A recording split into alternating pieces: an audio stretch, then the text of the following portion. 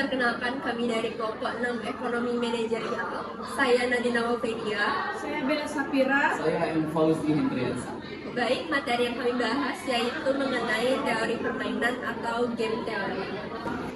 Teori permainan atau game teori adalah alat analisis yang digunakan untuk memahami dan memodelkan pengambilan keputusan strategis dalam situasi ini, di mana hasil yang diperoleh oleh perusahaan atau pemain sangat berpengaruh dengan tindakan yang diambil oleh perusahaan lain atau pesaing. Jadi intinya, teori ini membahas tentang ilmu strategis di mana manajer sangat mengoptimalkan tindakan pesaing sehingga mereka dapat mengoptimalkan keuntungannya atau memaksimalkan keuntungan. Komponen dasar dalam teori permainan yang pertama yaitu pemain atau players, merupakan entitas atau individu yang terdapat dalam permainan. Yang kedua yaitu strategi, merupakan tindakan yang diambil oleh para pemain. Yang ketiga adalah payoff, merupakan hasil yang menunjukkan keuntungan atau kerugian yang didapat oleh pemain. Yang keempat yaitu Nash equilibrium, merupakan hasil dari keseluruhan permainan. Baiklah, selanjutnya saya akan menjelaskan tentang fungsi teori permainan di ekonomi manajerial. Yang pertama, analisis strategi pemasaran atau oligopoli yang mencakup tentang penetapan harga dan strategi pemasaran dan periklanan. Yang kedua, ada pengambilan keputusan investasi dan pemasaran. Dan yang ketiga, ada negosiasi dan aliansi strategis. Keempat, prediksi perilaku pesaing. Dan yang kelima, rumusan kebijakan korporasi. Tujuan utama dari teori permainan yaitu untuk mengidentifikasi dan juga memahami strategi yang digunakan oleh pemain di dalam permainan ini. Penerapan dalam ekonomi manajerial. Dalam ekonomi manajerial, teori permainan sangat relevan dalam menganalisis pasar dengan kondisi persaingan tidak sempurna. Beberapa aplikasi utamanya meliputi yang pertama adalah penentuan harga.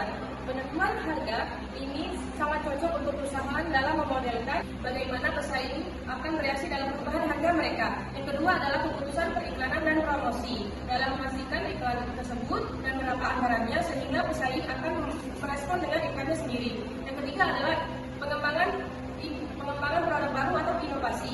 Dan yang terakhir ada negosiasi. Negosiasi ini cocok untuk pembeli besar atau pemasok. Model ini sering menggambarkan interaksi non-kooperatif dalam oligopoli. Misalnya, dua perusahaan bersaing memutuskan rencana strategis, misalnya menetapkan harga yang tinggi atau harga yang rendah.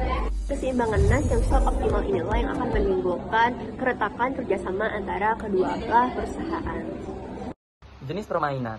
Dalam teori permainan, mengklasifikasikan interaksi untuk analisis yang lebih mendalam. Yang pertama ada permainan simultan atau simultaneous game. Permainan membuat keputusan pada saat yang sama atau tanpa mengetahui pilihan pemain lain. Contohnya adalah dilema narapidana. Yang kedua ada permainan sekuensial atau sequential game. Permainan bergerak secara berurutan dan permainan yang bergerak belakangan mengetahui pilihan yang telah diambil oleh pemain sebelumnya. Ini sering dianalisis menggunakan pohon permainan atau game tree. Yang selanjutnya, yang ketiga, ada permainan sekali main atau one shot game. Hanya dimainkan sekali saja. Dan yang terakhir ada permainan berulang atau repeat games. Hanya dimainkan sekali. Konteks ini sama kayak kerjasama koperasi. Lebih mungkin muncul karena ada ancaman hukuman di masa depan. Baik, sekian video pembelajaran dari kami. Kami akhiri. Wassalamualaikum warahmatullahi wabarakatuh.